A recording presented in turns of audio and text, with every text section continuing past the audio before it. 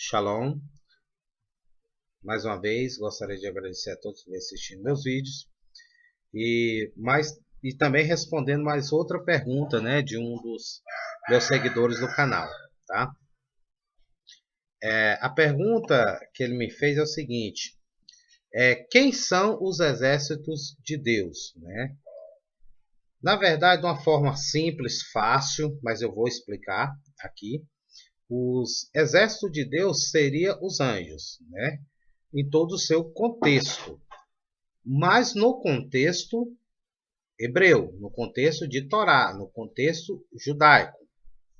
Eu uso muita expressão judaica para se referir a todo o povo hebreu, mas é errado. O certo é no contexto hebreu, já que judaico ou judaísmo significa simplesmente uma das tribos, né? Que é Yehudá. Ok, mas voltando para o foco.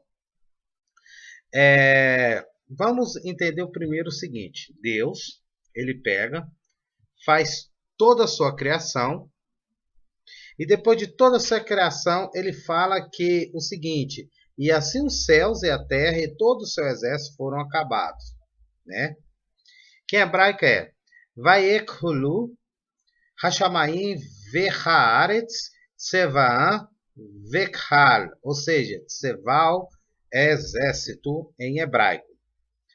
E fala que nesse dia Deus terminou assim os céus e a terra e todos os seus exércitos foram acabados. Então a Torá define três coisas: que Deus termina os céus, a terra e depois todos os seus exércitos. Então é natural se questionar quem são esses exércitos. Mas, quando a Torá se refere a essas duas coisas antes do exército, ou seja, Hashamayim, Haaretz, céus e a terra, a Torá também quer dizer que Tsavan, os exércitos, tem ligação com céu e terra. Então, a pergunta, muitas vezes, quando vamos ler a Torá, deixamos passar algumas informações importantíssimas, né? Então, Tsavar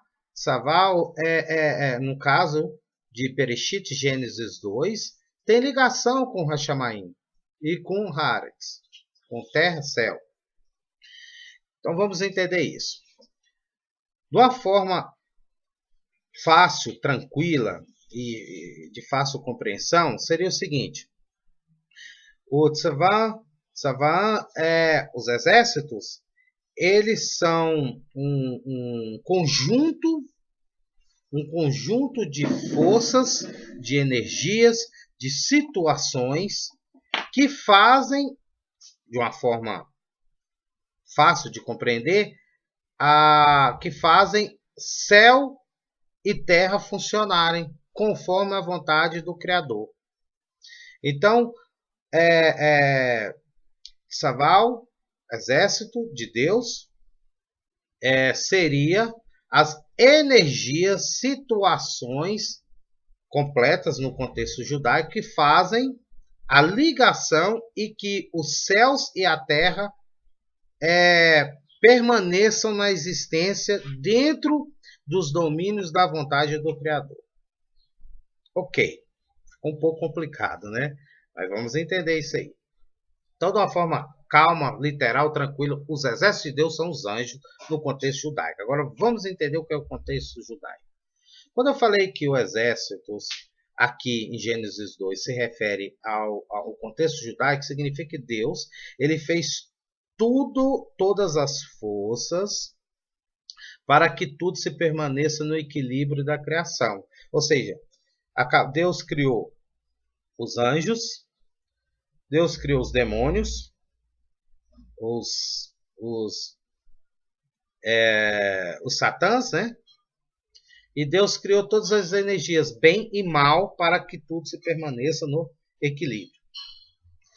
Vale lembrar, para quem não assistiu, assista meu vídeo Azazel, parte 2, que lá está explicado o significado de Satã, tá bom? Para vocês compreenderem de uma forma melhor. Para o vídeo também não se tornar tão extenso. Agora, Deus, anjos no contexto judaico, não é simplesmente aqueles seres mitológicos com asas que muitos amigos aí compreendem. Mas eu dou crédito também dessa compreensão, porque o Taná, os profetas usavam muito linguagem figurativa, né? Sempre usavam linguagem de uma forma para que o povo pudesse entender da melhor forma possível. Então, quando o profeta fala, eu vi um ser com asas, e isso significava que a mensagem de Deus, asas, significava andar rápido, que Deus ia trazer aquela mensagem rapidamente, né? Por isso que ele usava a linguagem figurativa que tinha asas. Eu vi um anjo, por exemplo, com a espada de fogo que consumia. A mensagem que o profeta estava usando nessa linguagem significava que Deus ia agir com justiça, que ia trazer uma justiça ou uma mudança e tal. Então, essas linguagens figurativas é debatida por Rambam Maimonides, um grande sábio judeu.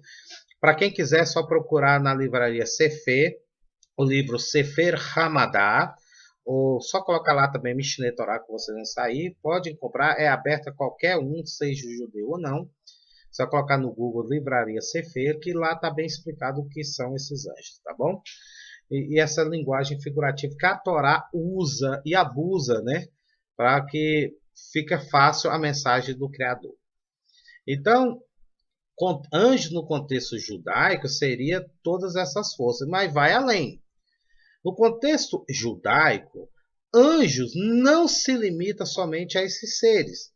Anjos também são qualquer coisa da criação, qualquer situação da criação, qualquer coisa mesmo da criação, que sirva para levar uma mensagem de Deus ao homem ou do homem a Deus. Por exemplo, anjos pode ser um homem pode ser um mensageiro, qualquer força da natureza também pode ser um anjo, por exemplo, o fogo, os elementos da natureza em si, como, por exemplo, homens. Deus usou homens, literalmente homens, como mensageiros, já que anjos, em hebraico, agora eu vou chegar no contexto, significa literalmente mensageiro. Só isso. Então Deus usou homens, por exemplo, lá em Abraão, quando Abraão viu aqueles homens que traziam um recado sobre Sodoma e Gomorra, então Deus usou literalmente homens, tanto é que a prova que não eram seres místicos, eram homens mesmo, como anjos, que eles comeram com Abraão, né? Então Deus usa homens também como anjos, tá? Depois eu vou fazer outro vídeo, a diferença entre anjos e profetas, tá bom? Outra prova que Deus usa qualquer coisa da criação como anjo, e nesse caso em especial é as forças da natureza. Moshe, né, quando Deus usa o fogo para chamar a atenção de Moshe, para que Moshe vá até ele ouvir, né, a palavra de Deus. Então Deus usa o fogo, que é um dos elementos da natureza. Outra parte interessante também, Deus usa também situações, né, da natureza, que são as leis da física, lá em Josué, quando Deus para o planeta de girar para que o Sol, né, o dia se torne mais longo. Então, as leis da física também são anjos. Então, anjos não se limitam a seres místicos. São qualquer coisa da natureza, Deus pode usar como anjos, tá bom? Agora, um erro grande, erro e não é erro. Nesse ponto aí eu tenho que explicar. Se traduz anjos como malar, né? Malar se traduz como anjo, mas na verdade malar significa apenas mensageiro, não é literalmente anjos.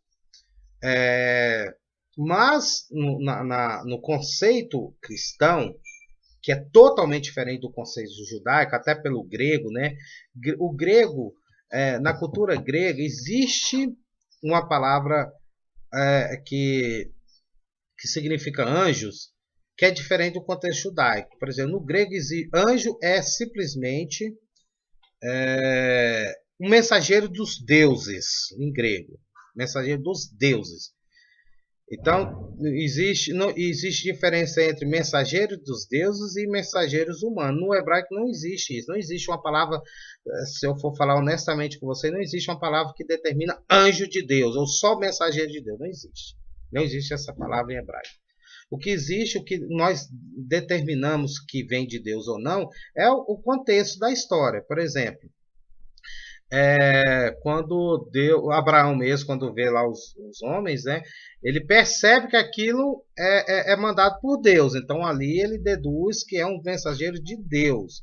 Só que aí traduziram como anjos de Deus, por causa do conceito cristão, que é muito mais parecido com o contexto da mitologia grega do que no contexto judaico. Né? Então, os cristãos entendem a Torá como os gregos entendiam os deuses. Então, não é parecido. Então, em hebraico não existe uma palavra anjo em si. Isso é um equívoco. Né? É o contexto que determina se algo vem de Deus ou não. Tá? Então, lá, por exemplo, está Melachim. Uma das provas que eu vou dar aqui para vocês, por exemplo, na história de Jacó. Né? Olha bem o que é que Jacó fala. No livro Gênesis 32, versículo 2, está assim: Vaiomer Yaakov Kasher Ram Mechaner Elohim Zer Vaikra Shem Hamakom Hahu Mahanaim Ef. Ou seja, e Jacó disse: quando os viu, este é o exército de Deus, e chamou o nome daquele lugar Mahanaim. Ok, vocês viram que não existe a palavra malar aqui. Não existe, mas existe a palavra etzal, né? Mas não existe a palavra, por exemplo, malar. Não tem essa palavra aqui, malar. Mas olha bem para que a Torá usa a palavra malar aqui nessa história de Jacó. Prosseguindo, Gênesis 32, versículo 3. E enviou Jacó mensageiros diante da sua face a Esaú, seu irmão, à terra de Seir, território de Edom. Ou seja, aqui Jacó manda mensageiros humanos para Esaú. Olha bem, vai shelar Yaakov melachim, tá vendo? Lefanaiv el Esav, que é Esaú, Ahiv Aretzar Seir Seder Edom.